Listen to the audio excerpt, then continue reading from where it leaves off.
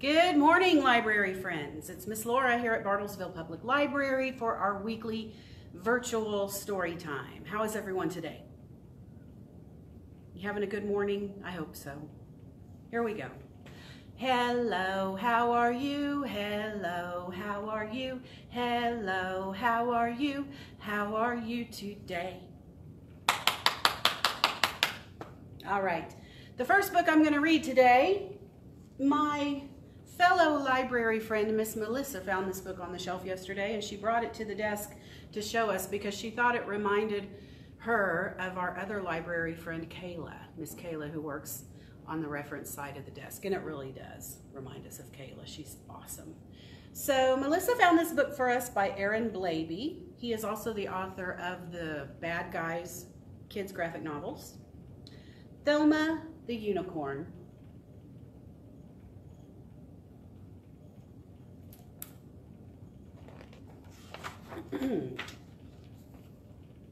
Thelma the Unicorn. What are those, carrots? Looks like carrots. Thelma felt a little sad. In fact, she felt forlorn. You see, she wished with all her heart to be a unicorn.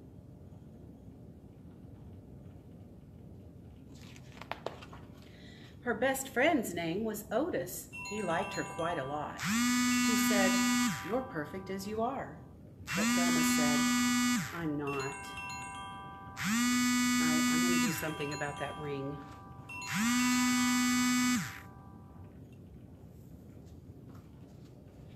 So sorry. All right, Otis thinks she's awesome. But Thelma said, "I'm not." And that was when she saw it, a carrot on the ground. It gave her such a great idea. She squealed and jumped around. She took that simple carrot and she tied it to her nose. "I'll say that I'm a unicorn. It just might work. Who knows?"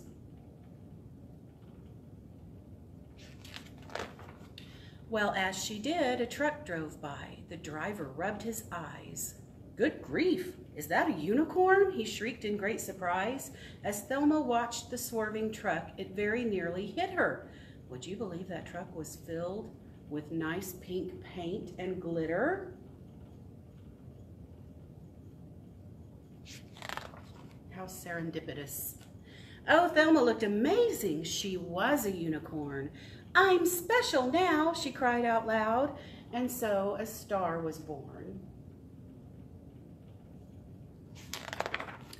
All across the whole wide world, her fans would cheer her name.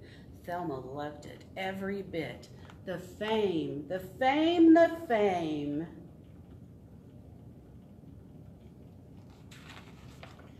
Thelma was a superstar. Her dreams had all come true, but soon she found that so much fame was kind of tricky too.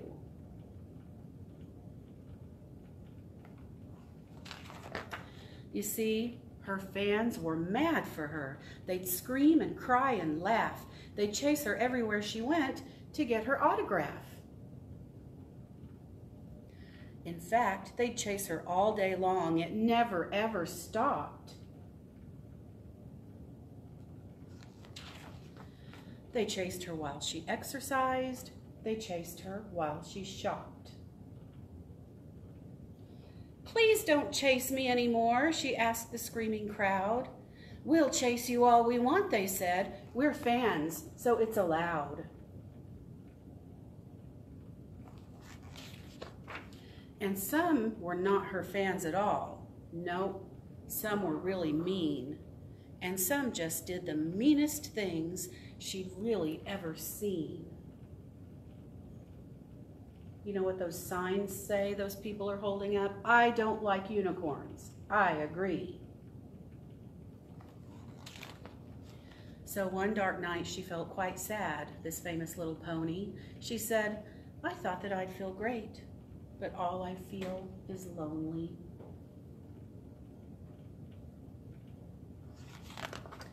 And so with that, she changed her mind, this lonely unicorn. She cleaned off all her sparkles and she ditched her magic horn. And then she walked right past the crowd. They didn't even notice. she thought how nice that it would be to see her lovely Otis. And when he asked about her trip beneath their favorite tree, she simply said, "Oh, it was fun, but I'd rather just be me." The end. That was an awesome book. We're going to read 10 little caterpillars, but let's count to 10 first. Ready? We'll hold up our fingers. Most of us have 10 fingers. Here we go. 1, 2, 3, 4, 5, 6, 7, 8, 9, 10. 10 fingers. This was written by Bill Martin Jr., who also did Brown Bear, Brown Bear. The pictures are by Lois Ehlert. 10 little caterpillars.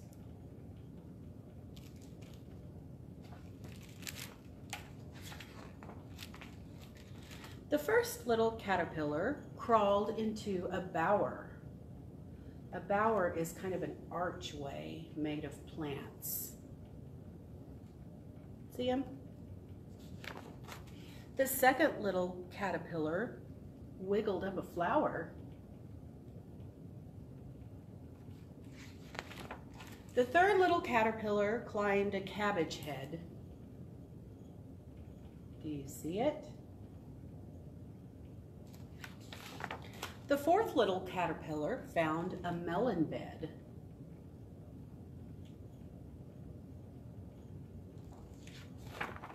The fifth little caterpillar sailed a garden pool.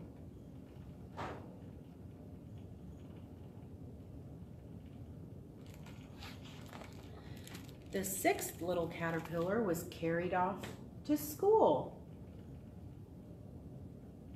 Did you ever put a caterpillar in a jar? The seventh little caterpillar met a hungry wren. That's a bird. The eighth little caterpillar was frightened by a hen.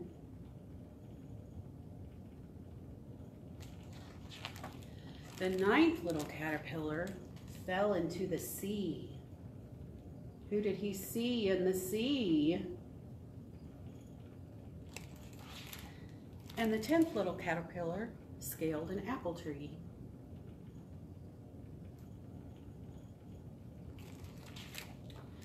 And hung there patiently. I bet you know what happened. Until by and by, the 10th little caterpillar became a butterfly. Now, I don't know if you noticed through that story how different all the caterpillars looked. And the butterflies they become all look different too. This is called a morning cloak caterpillar and butterfly. This is called a buckeye, a cabbage looper, yellow bear, and it becomes a Virginian tiger moth. The yellow-necked caterpillar becomes a moth. Then we've got the monarch. Everybody knows about the monarch butterfly. The painted lady, woolly bear, and common wood nymph. So all different colors and kinds of caterpillars make all different kinds and colors of butterflies and moths. And that's the end of that. Let's sing another song. The itsy bitsy spider went up the water spout. Down came the rain and washed the spider out. Out came the sun and dried up all the rain. Then the itsy bitsy spider went up the spout again. Very good. Okay. Here's a story you may have heard before. This is a really old story. I'm not even sure who the author is, but the illustrator in this version is Paul Galdone. The Three Billy Goats Gruff.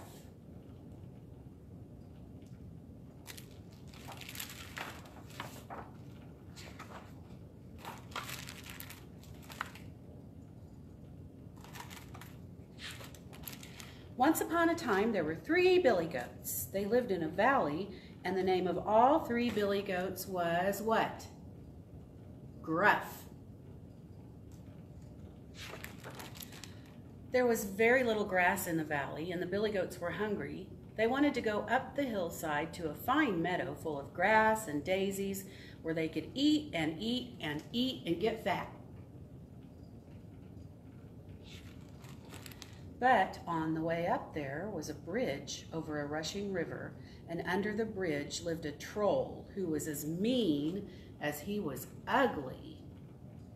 Look at him. That is one ugly troll. First, the youngest billy goat Gruff decided to cross the bridge. Trip, trap, trip, trap, went the bridge. "Who's that tripping over my bridge?" roared the troll. "Oh, it is only I, the tiniest billy goat Gruff," said the billy goat in his very small voice, "and I'm going to the meadow to eat and eat and eat and make myself fat." "No, you're not," said the troll, "for I'm coming to gobble you up." Oh, please don't take me. "I'm too little, that I am," said the billy goat. "Wait till the second billy goat Gruff comes. He's much bigger." "Well then, be off with you," said the troll. Look at that troll's big blue nose. A little later, the second billy goat Gruff came to cross the bridge. Trip, trap, trip, trap, went the bridge. "Who's that tripping over my bridge?" roared the troll. "Oh, it is only I, the second billy goat Gruff, and I'm going up to the meadow to eat and eat and eat and make myself fat," said the billy goat, and his voice was not so small. "No, you're not," said the troll, "for I'm coming to," what? Say it with me. "He's coming to gobble you up." "Oh, please don't take me. Wait a little till the third billy goat Gruff comes. He's much bigger." "Well, very well then, be off with you," said the troll. Then up came the third billy goat Gruff. Trip, trap, trip, trap, went the bridge. The third billy goat Gruff was so heavy that the bridge creaked and groaned under him. "Who's that tramping over my bridge?" roared the ugly troll. "It is I, the big billy goat Gruff," said the billy goat, and his voice was as loud as the troll's.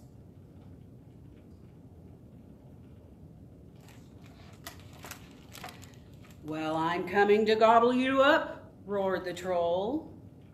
"Well, come along," said the big billy goat Gruff. "I've got 2 horns and 4 hard hooves. See what you can do." So up climbed that mean, ugly troll, and the big billy goat Gruff butted him with his horns, and he trampled him with his hard hooves. And he tossed him over the bridge into the rushing river.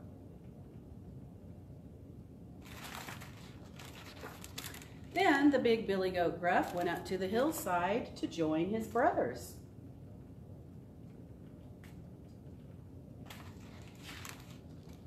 In the meadow, the 3 billy goats Gruff ate and ate and ate and got so fat they could hardly walk home again.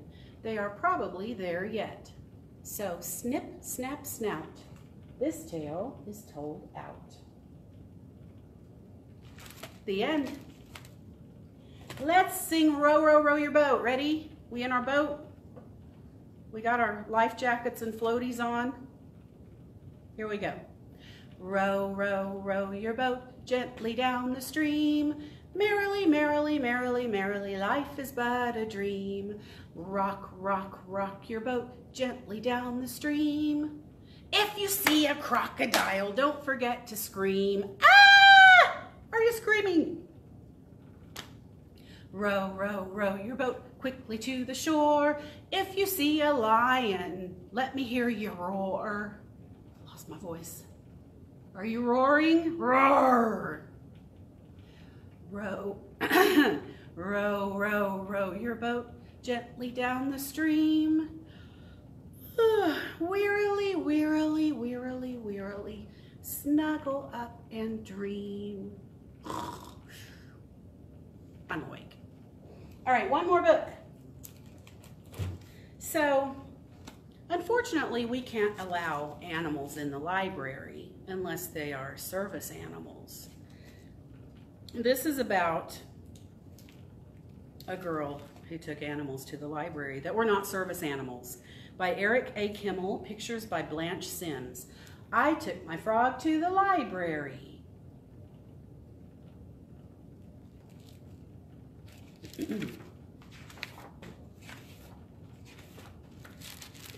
I took my frog to the library,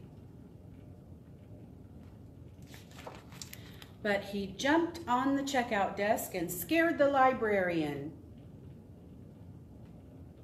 That's kind of funny. I took my hen to the library, but she laid an egg in the card catalog. What in the world is a card catalog? Here's your history lesson for the day. These are drawers. You pull them out and there are all these cards in them. That is how we used to find books in the library before computers. We would look up a book we wanted in the drawer on a card and it would tell us where to find it on the shelves. This book is from 1990, by the way. I took my pelican to the library, but he hid the dictionary in his pouch, and no one could find it.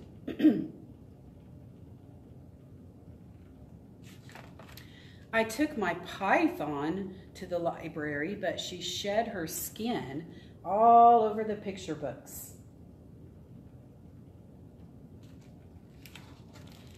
I took my giraffe to the library, but he tried to read over everyone's shoulder.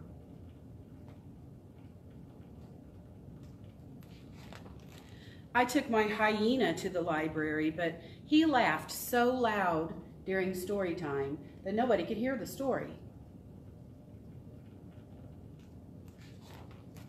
I took my elephant to the library. My elephant is very well behaved. She stacked her books neatly on the checkout desk. She asked the librarian's help when she needed it. She listened to the story and laughed in all the right places. But my elephant is very big. So big. So big. So big that she wrecked the library. The librarian said, "Bridget, you're always welcome in the library, but the next time you come to the library, please leave your animals at home." So whenever I go to the library, my frog stays home, my hen stays home, my pelican stays home, my python stays home, my giraffe stays home, my hyena stays home, and my elephant reads to them. That worked out, and that's the end. All right. I will be back for story time next Wednesday at 10:30 a.m. here on Facebook Live. We're going to read some fun back to school books. So I'll see you then. Thank you.